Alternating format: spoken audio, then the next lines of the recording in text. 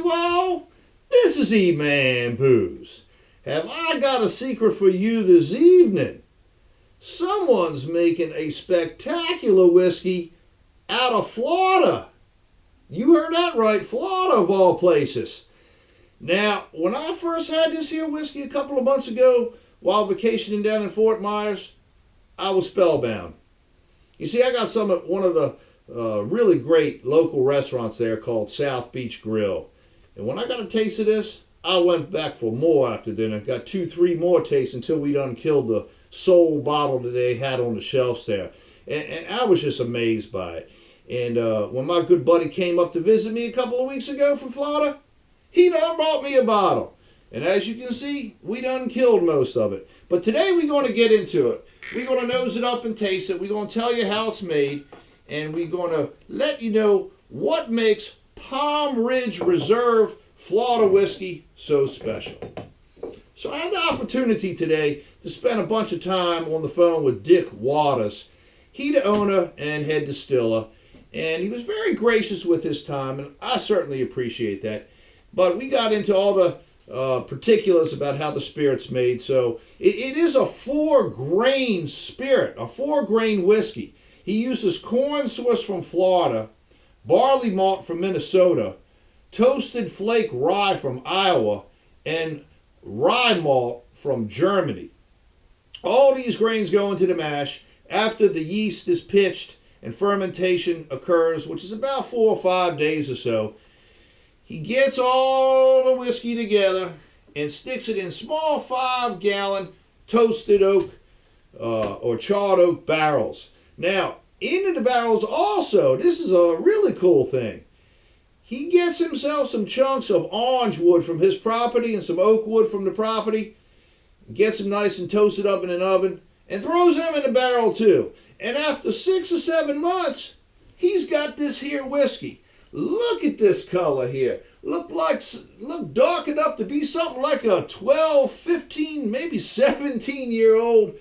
One of them bourbons or ryes that come out of Kentucky. Seriously, it's beautiful. And they're not chill filtered either. So all that goodness is preserved in the bottle. Now, 90 proof, or 45% alcohol by volume. This spirit's distilled in a 60-gallon copper pot still, and it's a reflux still. And it's only distilled one time for maximum flavor. None of this many distillations, none of that. One time, and it takes about 10-11 hours to do so. And I think what Dick's doing here is he's on to something, and he's making something special. Let's nose her up and taste her, see what she's all about. First of all, it ain't hot on the nose, and that's a good thing. It's wonderful. You can pick up the barrel notes right out of it. You get a ton of citrus, and I'm picking up a lot of orange. The goodness of the corn's in there, the back note. There's some raciness from the rye. And there's something like a little bit of a cocoa note probably from the malt. I get this spice also smelling in here, something like cinnamon. And I'm picking up another note, maybe kind of like a little bit of cherry or something. Vanilla real big in here. The vanilla profile just wonderful. And of course the oak tones coming out at me. Let's put it on the palate, see how she tastes.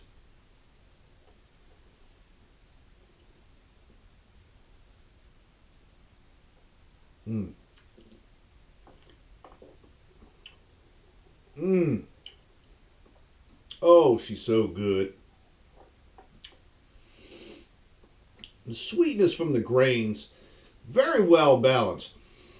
The char from the oak, teeny bit aggressive, but I like it.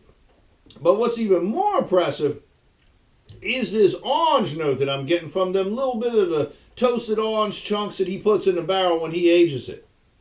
The vanilla is tantalizing. Definitely tantalizing.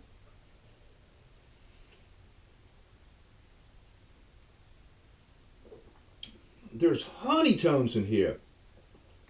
I'm picking up something like a little nutmeggy note. cinnamon.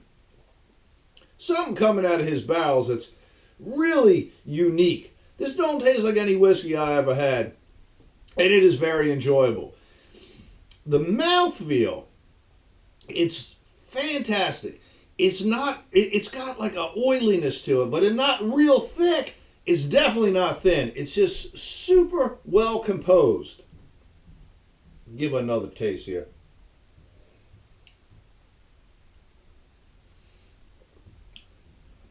I'm getting some spiciness off the rye here too.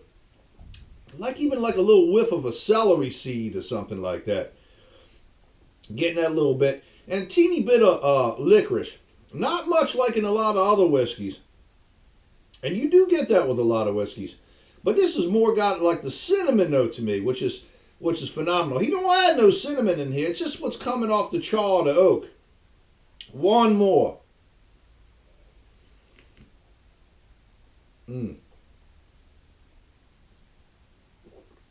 There's like a nougat note. Almost something like, what do you call that stuff? Marzipan, or I don't know. It's that, like, almost like that Italian almond cookie paste stuff. You know what I mean? Yeah, I think it is called marzipan.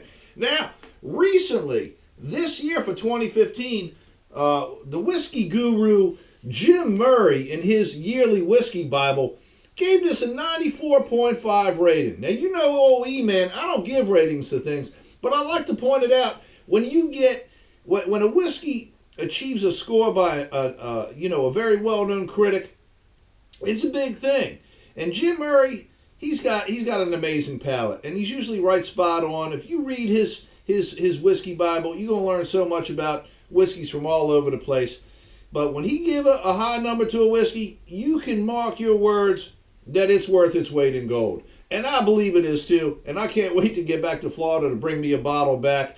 And for all of you who are out of state and who may want to try to get this, go to the website palmridgereserve.com. They're also on YouTube. No, they're not on YouTube. Well, there might be a video or two, but they're on Facebook and they're on Twitter.